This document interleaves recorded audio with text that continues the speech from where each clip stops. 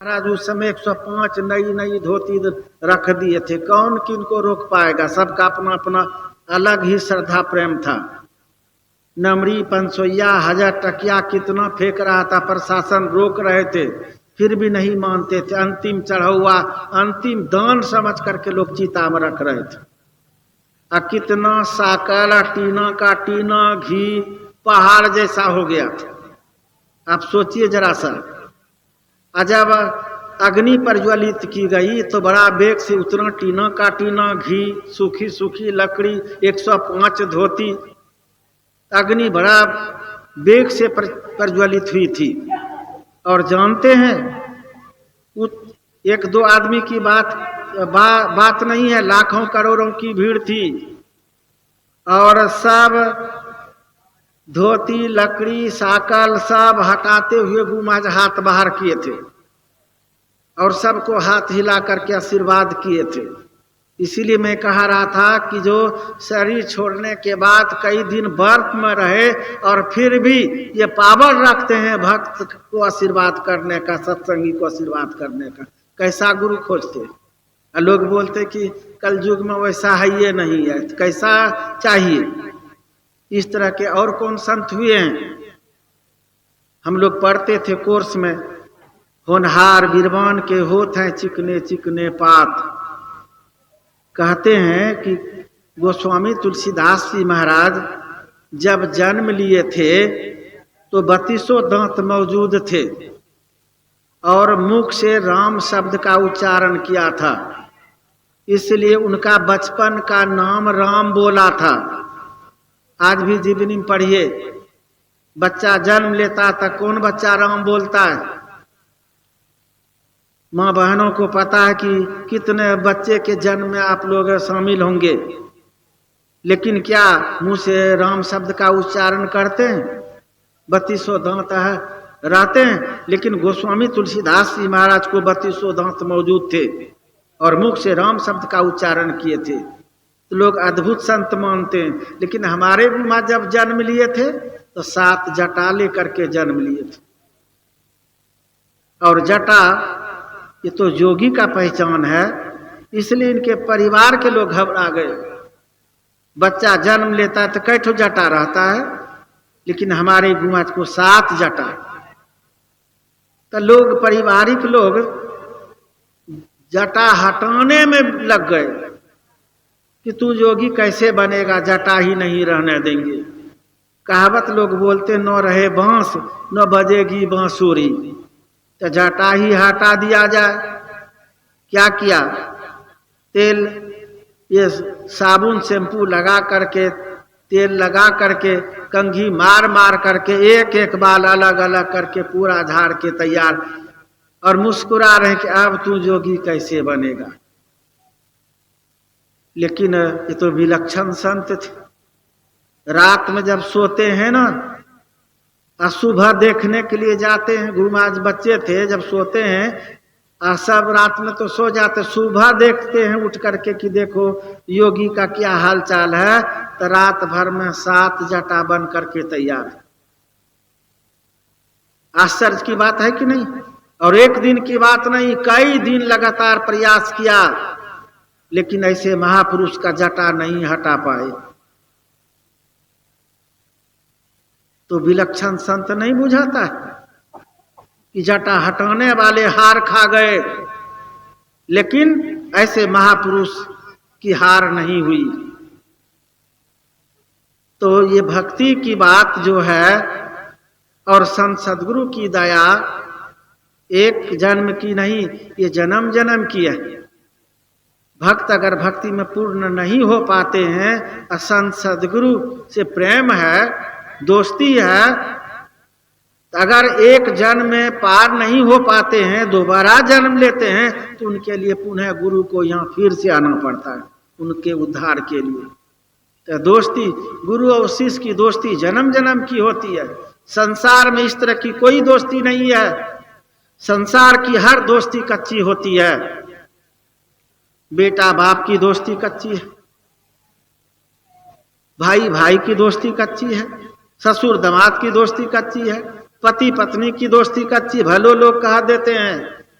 कि पति पत्नी ये जीवन साथी हैं, बोल देते इस तरह से लोग। लेकिन हमारे गुरु महाराज कहते कि नहीं नहीं, यह धन धाम कुटुंब कबीला सब स्वार्थ के चेहरे, अपने अपने सुख के साथी, हेर न सुख को तेरे। तो संसारिक लोग स्वार्थ में जीते हैं, मतलब के होते हैं। मतलब में कमी होने से बेटा बाप से अलग हो जाता है, भाई भाई से अलग हो जाता है, और पत्नी और पति का भी खेल बिगड़ जाता है। किन्हीं को यकीन नहीं हो ना, तो कोर्ट कचहरी में जाके पता लगा के देखेंगे क्या बाप बेटा वाला मुकदमा चालू है कि नहीं, भाई भाई वाला मुकदमा चालू है कि नहीं, ससुर दामाद वाला मुकदमा चालू है कि नहीं, अब पति पत्नी वाला मुकदमा चालू है कि नहीं। तब दोस्ती हम कैसे कहेंगे कि ये दोस्ती पक्की है। लेकिन मेरे तरफ से एक और पता लगा लीजिएगा कि संत सदगुरु और शिष्य वाला भी मुकदमा चालू है क्या, जरा आप ये भी पता लगा लीजिएगा। भक्त और भगवान का भी मुकदमा चालू है क्या। तो दोस्ती किन से करना चाहिए।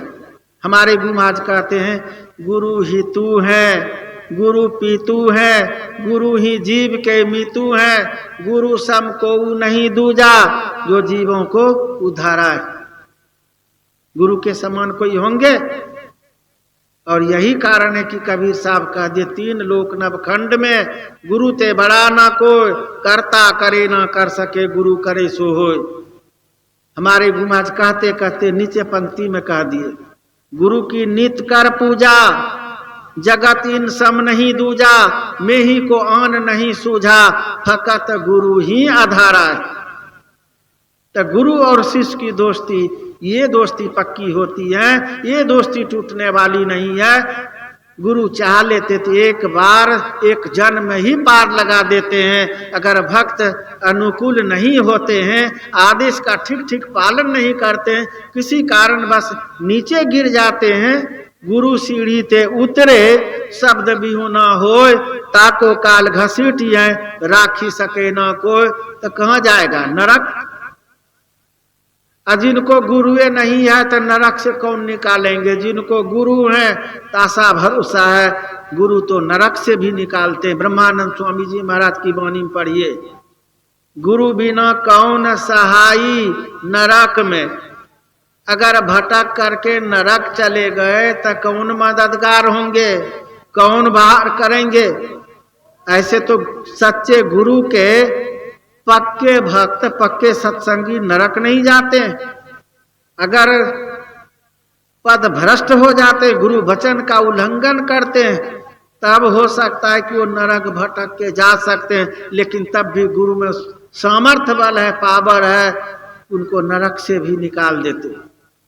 इसीलिए गुरु से जुड़ करके सबको रहना चाहिए, गुरु के छत्र छाया में रहना चाहिए। मनुष्य शरीर पाए तो गुरु से लगन बना के रहना चाहिए। कबीर साहब कहते हैं, जिनकी लगन गुरु सो नहीं, ते नार खार कुकर सम जग में, बिरथा जन्म गमाई, अमृत छोड़ विषय रस पीबे, धृग धृग तिनके ताई। मनुष्य शरीर पाए और गुरु से लगन नहीं बना पाए हैं, तो महापुरुष का कहना है तो मनुष्य मनुष्य नहीं है। जो इतना अनमोल शरीर पाकर के गुरु से लगन नहीं बना पाया, उनका तो जीवन चौपट है, बेकार है। कह दिया ते नर खर, खर मतलब होता है गधा, और कुकर, कुकर का अर्थ होता है कुत्ता। गधा और कुत्ता के समान उनका जीवन पार हो रहा है। अमृत छोड़ विषय रस पीबे, धृग धृग तिनके ताई। वो अमृत पान नहीं करके विषय का पान कर रहे हैं। ऐसे मानव को धिक्कार है, धिक्कार है। धृग धृग तिनके ताई, ये कबीर साहब कर, जिनकी लगन गुरु सो नहीं। इसलिए गुरु से हर एक मानव को लगन बनाना चाहिए। बिना गुरु से आज तक इन्हीं का कल्याण ही नहीं हुआ। कितनों पूजा पाठ कर लीजिए, कितनों बार अनुष्ठान कर लीजिए, रामायण तो कहती है, बिन गुरु भवनिधि तरय ना कोई, जौ बिरंची शंकर सम होई। और कर्ता करे न कर सके गुरु करे सो होय। ये पद में है। कर्ता किनको कहते हैं? जो सृष्टि करता है परमात्मा, वो क्या करते हैं? हम जो कर्म करते उसी का सजा भुगतवाते हैं, फल देते हैं। लेकिन गुरु क्या करते? गुरु में वो पावर है जो करता, जिस कार्य को नहीं कर पाएंगे वो गुरु कर देंगे। गुरु तो रेखा बदल सकते हैं, भाग के रेखा बना सकते हैं, गुरु को ये पावर है। और गुरु के अलावे ये कोई नहीं कर सकते। इसीलिए जब भगवान शिव से मैया पार्वती प्रश्न की कि सबसे बड़ा देव कौन है, संसारिक लोग आपको बड़ा देव बताते हैं, महादेव कहते हैं और आपको नमन करते हैं। तो हे महादेव, आप बताइए कि वास्तव में सबसे बड़ा देव कौन है और आप किनको नमन करते? यह स्कंद पुराण का प्रसंग है। तो शिव जी कहते हैं कि पार्वती, बड़ा रहस्यमयी तू प्रश्न की हो, आज तक हमसे इस तरह से कोई प्रश्न नहीं किया था। तो पार्वती उत्तर सुन लो। सबसे बढ़ करके संत सदगुरु हैं। सबसे बढ़ करके सबसे बड़ा देव अगर कोई है तो वह है संत सदगुरु, और मैं उन्हीं को नमन करता हूं। हे शंकरी, शिव जी कह रहे हैं, हे शंकरी, जो शिव भक्त शिव को मानता है और गुरु को नहीं मानता है, वो महामूर्ख है शंकरी। ऐसे शिव भक्त को गुरु गमन करने का जो महापाप होता है वही पाप लगता है। और ऐसे शिव भक्त का 1 करोड़ जन्म तक उद्धार नहीं होगा। ये शिव जी कह रहे हैं, 1 करोड़ जन्म तक उद्धार नहीं होगा। और मौका मिले तो स्कंद पुराण पढ़ के देख लीजिएगा, ये शिव जी कह रहे हैं। मैं गया था उधर झारखंड पथरगामा साइड में प्रोग्राम था। एक व्यक्ति गीता महात्मा को उल्टा करके ला करके हमको दिए कि बाबा जरा पढ़ के देखिए क्या है। क्या लिखा था उसमें? भगवान कृष्ण कह रहे हैं, यहाँ तो भगवान शिव कह रहे थे कि जो गुरु से लगन नहीं बना पाए, गुरु को नहीं मानते हैं और शिव जी का पूजा करते, क्योंकि शिव जी बता रहे हैं कि संत सदगुरु से बड़ा देव कोई नहीं है। तो जो शिव भक्त शिव को मानता है और गुरु को नहीं मानता है, तो ऐसे शिव भक्त को महापाप लगता है। और ऐसे भक्त का 1 करोड़ जन्म तक उद्धार नहीं होता है। लेकिन भगवान कृष्ण क्या कह रहे हैं? उसमें मैंने पढ़ के देखा, कह रहे हैं कि जो मनुष्य शरीर पा करके गुरु से लगन नहीं बना पाया, गुरु से नहीं जुड़ पाया, धरती पर उसके समान कोई महामूर्ख नहीं है। सबसे बड़ा महामूर्ख अगर कोई है धरती पर तो निगुड़ा, जो गुरु धारण नहीं किए। ऐसे निगुड़ा का 3.5 करोड़ जन्म तक उद्धार नहीं होगा। वो गीता महात्मा भगवान कृष्ण कह रहे। तो विचार कीजिए आप, रामायण पढ़ते तो वही बात, पुराण पढ़ते तो वही बात, कोई भी ग्रंथ पढ़ते तो वही बात। बिना गुरु से आज तक किन्हीं का उद्धार ही नहीं हुआ, कल्याण ही नहीं हुआ है। और रामायण की बात अगर करते तो देखिए रामायण में क्या है। रामायण भी बहुत है, 7 कोटि अपारा 100 करोड़ रामायण का वर्णन है। बंगला रामायण, अद्भुत रामायण, उड़िया रामायण, कृतिवास रामायण, आनंद रामायण, घट रामायण, तुलसी कृत, वाल्मीकि कृत, कितना गिनाया जाए, बहुत रामायण है। घट रामायण पढ़िए आप। घट रामायण में वर्णन है कि जो मनुष्य शरीर पा करके गुरु धारण नहीं किया, उनका जीवन चौपट। गुरु धारण नहीं किया और खूब पूजा पाठ किया, विविध प्रकार के कर्म में जीवन पार किया। कोई जीवन भर शिवलिंग पर जल चढ़ाया। मेरे ऊपर कोई गुस्सा नहीं कीजिएगा, हम तो ग्रंथ की बात बताते। जो गुरु से लगन नहीं बना पाए, गुरु से नहीं जुड़ पाए और खूब पूजा पाठ कर रहे हैं, खूब भक्ति, अपने आप को भक्त मान करके विविध प्रकार के कर्म में लगे हुए हैं। तो वर्णन है उस रामायण में कि जो जीवन भर शिवलिंग पर जल चढ़ाया वो मर करके कनगोजर हो गया।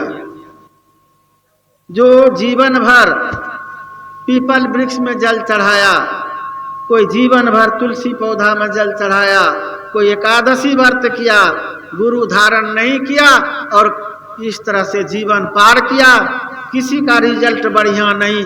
कोई चील बना, कोई चमगादड़ बना, कोई गिद्ध बना, कोई कनगोजर बना। पढ़ के देखिए तुलसी कृत रामायण की बात सुन लीजिए। ये तो घट रामायण की बात थी। तुलसी कृत रामायण सब पढ़ते होंगे, सबके करीब करीब सब लोगों के यहाँ घर में तुलसी कृत रामायण आप रखे होंगे। उत्तरकांड पढ़िए जरा सा। शिव जी का भक्त शिव जी के मंदिर में बैठ करके शिव नाम का जप कर रहा था और उसी मंदिर में गुरु आए जिससे ये शिव मंत्र लिया था, तो उठ करके प्रणाम नहीं किया। क्यों प्रणाम नहीं किया? कि मैं तो देवों का देव महादेव का पूजा कर रहा हूं, और गुरु तो मनुष्य है, तो महादेव जी का पूजा छोड़ करके और मनुष्य को हम प्रणाम करेंगे? ये ठीक नहीं होगा। शिव जी का पूजा नहीं छूटना चाहिए। इस भाव में शिव जी का तो पूजा नहीं छोड़ा, लेकिन गुरु को प्रणाम नहीं किया। गुरु को कोई कष्ट नहीं प्रणाम किया तो नहीं है। अगर शिष्य ही मूर्ख है तो क्या कहेगा? नहीं प्रणाम किया था कोई हर्ज नहीं। संत को क्या कष्ट, गालियों बकता है तब भी कोई दुख नहीं, बड़ाइयों करता है तो कोई खुशी नहीं। तो ये प्रणाम नहीं किया तो नहीं किया। लेकिन शिव जी क्यों नाराज हो गए? जिनका पूजा कर रहे थे शिव जी नाराज हो गए। केवल गुरु को प्रणाम नहीं किया तो शिव जी नाराज हो गए। और पढ़ के देखिएगा, उसी शिव मंदिर में आकाशवाणी हुई। शिव जी आकाशवाणी करते, अरे अधम, अरे नीच, अरे मूर्ख, क्या समझा तू? बिना गुरु से ही मैं खुश होता हूं। अरे गुरु आए मंदिर में तो उठ करके तू प्रणाम तक नहीं किया, अजगर के तरह बैठा रह गया। फिर भी गुरु तुमको कुछ नहीं कहा, लेकिन मैं तुझे माफ नहीं करूंगा। जाओ, मैं तुझे शाप देता हूं, क्योंकि तू गुरु के साथ इतना अन्याय किया है। मैं तुझे शाप देता हूं। अजगर के तरह बैठा रह गया था ना, तो मैं तुझे शाप देता हूं कि जाओ तू अजगर हो जा। शिव जी का शाप है, अजगर बनेगा कि नहीं? ये तो निश्चित हो गया अजगर बनने की बात। और वहां नीचे पढ़ के देखिएगा, अजगर तो बनेगा ही। नीचे क्या वर्णन है कि 10,000 वर्ष तक तू अन्न जोनी में भी चक्कर लगाएगा। 10,000 वर्ष। अब आप विचार कीजिए, चील, चमगादड़, गिद्ध, कनगोजर बनेगा कि नहीं? 10,000 वर्ष तक अन्न जोनी में चक्कर लगाएगा। तो क्या अंतर हो गया घट रामायण में और तुलसी कृत रामायण में? कोई अंतर है? थोड़ा सा प्रसंग घुमा फिरा करके है, बात एक ही है। इसीलिए मां बहने, भाई बंधु, जो इतना जीवन पार कर दिए बिना गुरु के, उनका क्या होगा? अब जो शेष जीवन बचा है, कम से कम उनको भी सार्थक कर लीजिए। और 18 पुराण में गुरु की महिमा है। जब आप विष्णु पुराण पढ़ करके देखेंगे तो उसमें देखिए आप पढ़ करके क्या है, बहुत जगह सुने होंगे, पढ़े होंगे, नारद तीनों लोक में भ्रमण करते थे। इतना कठिन तपस्या करके भगवान विष्णु से भी वर लिए थे कि हमारा जब मन हो जहां जाने का, तीनों लोक में हम जा सकते हैं, कोई हमको नहीं रोक सके। सो इनको कोई नहीं रोकते थे, वर था इनको। लेकिन भगवान विष्णु जब धर्म सभा लगाते, सत्संग सभा, तो सब के सब उपस्थित होते और नारद भी उपस्थित होते थे। सभा विसर्जन होने के बाद जब सब लोग चले जाते थे तो नारद भी अपना जगह छोड़ करके जाते थे। तो उस जगह क्या होता था, ग्रंथ में वर्णन है कि भगवान विष्णु जहां नारद बैठते थे वहां 1.25 हाथ गड्ढा मिट्टी खोदवा करके फेंकवा देते थे और दूसरे जगह की मिट्टी भरवा देते थे। कुछ लोग तर्क वितर्क करते, ग्रंथ पर कभी तर्क